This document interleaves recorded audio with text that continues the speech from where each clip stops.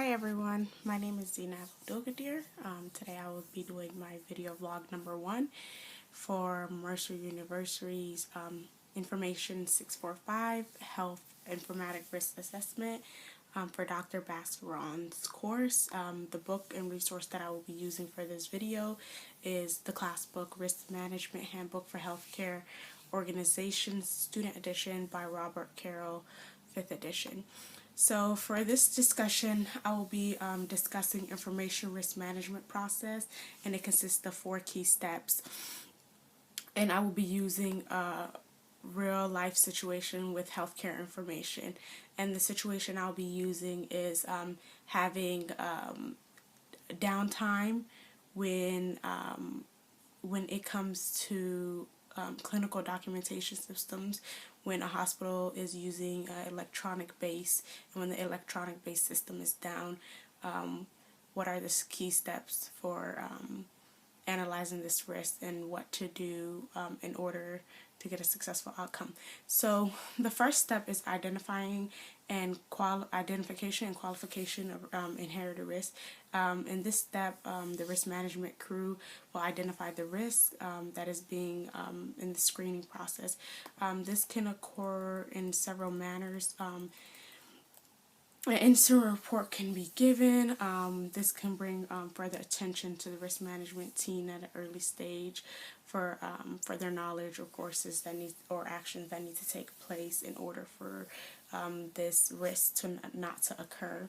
And then a risk analysis is performed. So this helps identify the likelihood of this, the consequences of each risk.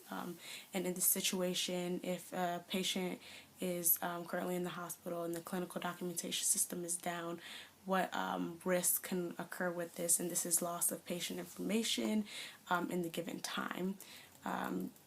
Second steps is decision making regarding the most appropriate form of risk treatment. In this step, you will consider alternative risk techniques.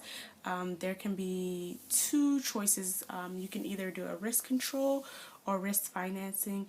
So with the risk control, this is there's several techniques that can be used. For example, loss prevention, loss reduction, segregation of loss exposure, duplication, and so forth on.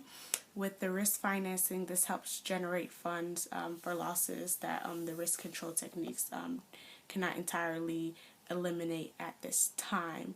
And in this stage, this basically refers to like the ranges of choices made available for the risk management team for handling a given risk. At this point, the best thing to do for this situation of losing clinical documentation is to do loss prevention or duplication, which means keeping copies of records on computers or files at another location for security, or using going back to traditional paper charting at this time, so no patient information that can be pertinent later on is not lost in the process.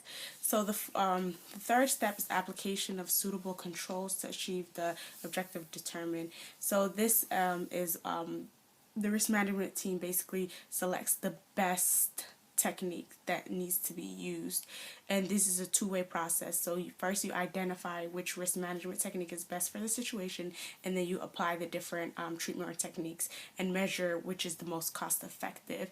And I use the duplication and loss prevention examples. And implementing the selected technique basically is a team effort, and this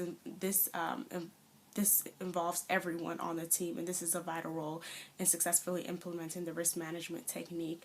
And the last step is acceptance of any residual risk following the implementation of the controls applied. So basically, monitor and improve the risk management, evaluate the effectiveness of this technique, assess adequacy and appropriateness, and help create better outcomes for future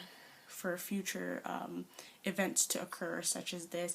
And this is a trial and error process, so one must accept the risks that can also occur from the implementation, such as losing the paper charting or